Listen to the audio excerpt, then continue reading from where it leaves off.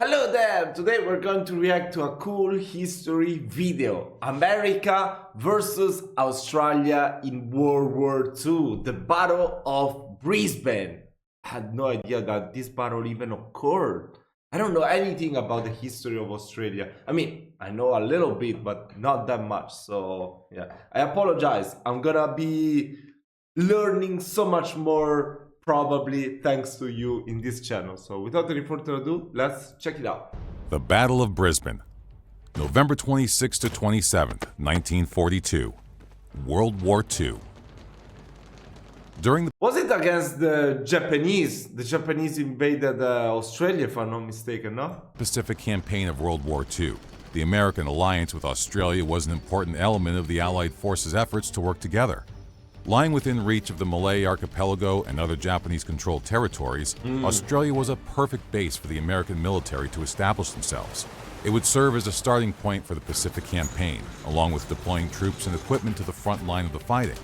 The alliance between the two countries that was forged during the war has remained solid ever since. However, this was not always the case. During the early days, these allies did not often look upon each other particularly favorably. On November 22, 1942, the animosity between servicemen of the two armed forces spilled over and came to a point where it led to violent clashes and rioting, which has since become known as the Battle of Brisbane.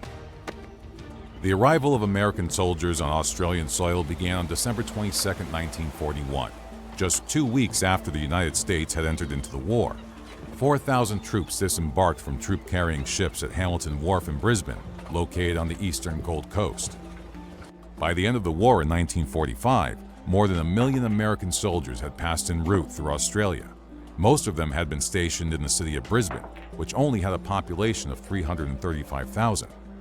At its peak, the city had more than 80,000 American soldiers stationed amongst its own inhabitants, almost 1/4 of its population. That's crazy. Together with the additional Australian troops, the city looked more like a huge garrison than an urban settlement. The American presence was felt on every street corner of the city. Brisbane's residents began tasting the American way of life through the GIs they were now living shoulder to shoulder with. In the beginning, many locals were extremely fond of their allies and formed amicable relations with them. However, the poor behavior of some U.S. soldiers began to cause discontent and animosity among the community. The very first to develop resentment towards the GIs were the Australian soldiers themselves. The Americans may have been their comrades on the battlefield, but when on leave, they quickly became bitter rivals. On the islands of the Malayan archipelago, they fought together against the Japanese. In Brisbane and other Australian towns, they fought each other, mainly over the local women. With a better salary as well as access to many goods that were scarce in wartime Australia, the U.S. soldiers generally had the advantage when it came to attracting the opposite sex.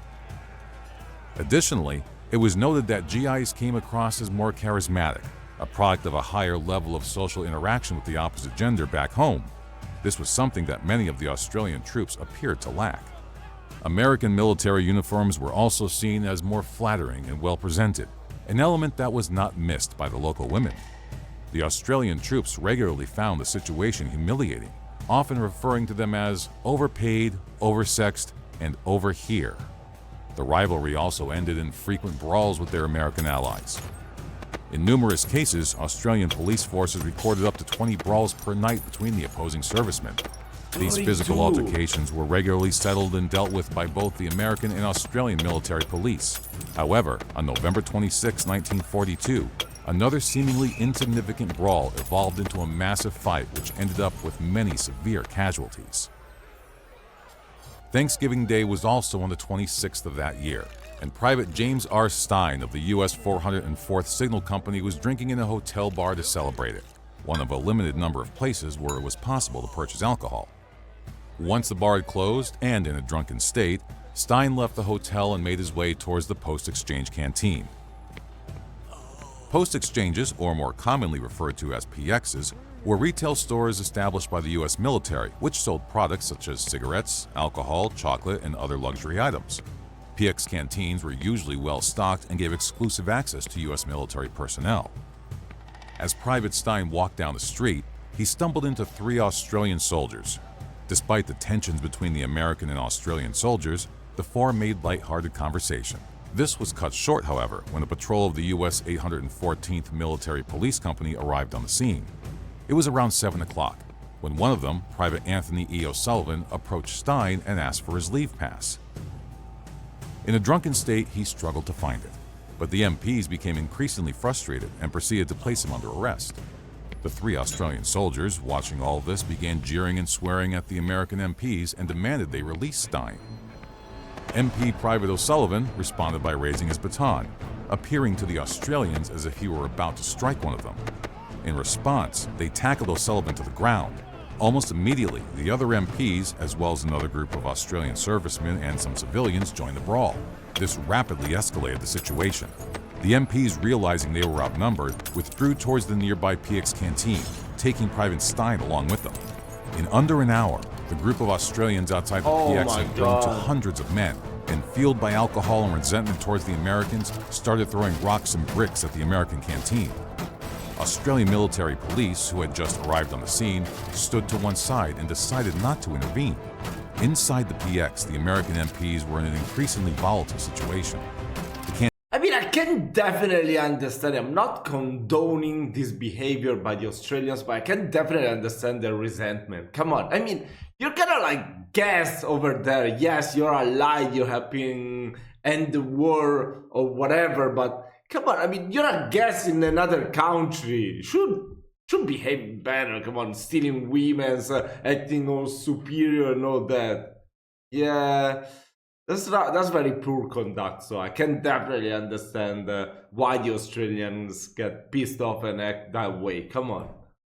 Canteen. It still happens nowadays with American tourists, with some American tourists, of course. I don't want to generalize. I met lots of Americans that are good people, but some American tourists are really bro. I'm sure you know what I'm talking about. Was being attacked by a mob and taking serious damage, and it appeared that the crowd outside was showing no signs of calming down. Armed with shotguns, the MPs decided to leave the building to establish a defensive perimeter. However, the sight of the Americans pointing firearms only further infuriated the Australians outside. Protesting, a group of them grappled with the MPs, attempting to disarm them. One of the military police officers, Private Norbert Grant, was attacked by several Australian soldiers, and in the struggle, he fired 3 shots at his attackers. One of them, Gunner Edward S. Webster, was killed instantly, and several others were wounded. The MPs withdrew back to the PX and began waiting for the crowd outside to disperse.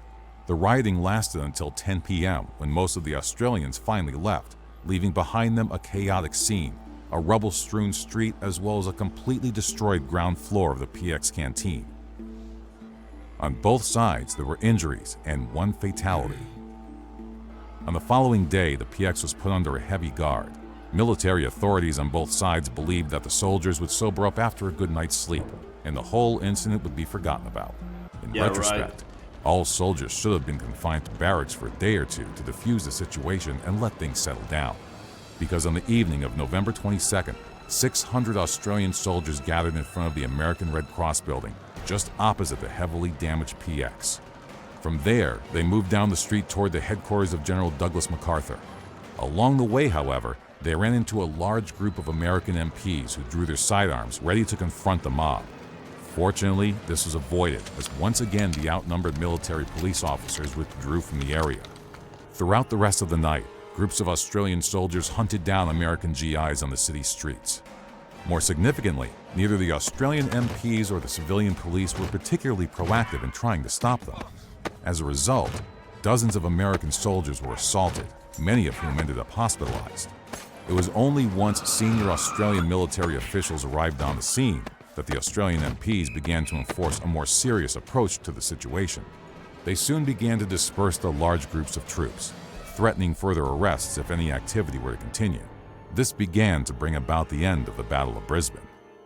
All parties involved in the incident were put under investigation. Australian units engaged in the rioting were relocated from Brisbane, and US MP Private Norbert Grant was put on court-martial accused of killing Private Edward S. Webster, but was later acquitted as it was decided that he had acted in self-defense. Only 1 Australian soldier was given a custodial sentence of 6 months for the assault. In the end, the rioting and what happened afterwards was obviously disgraceful behavior by both sides, and the authorities did their best to contain the story. As a result, the world knew relatively little of one of the most unusual battles of World War II. It was really interesting. Love to learn this little come on. These not so well known facts during World War II. What the hell, the ending? That was pretty interesting, but yeah, I'm gonna have to side with the Australians. Come on. Yes, they are a lie, whatever, but you are still a guest in a foreign country, so you should definitely behave better, try to understand the culture and all that. So yeah, I'm gonna side with the Australian ones. Of course, they shouldn't have reacted probably that way, but still, come on, it's totally understandable. This was very cool. I definitely want to check out more videos about the history of Australia. Maybe we should check out some videos going back, you know, starting with the discovery of Australia throughout the years, and yeah, then we work our way through more recent events. Let me know what you think about it in the comment section. See you very soon, guys. Have a nice day.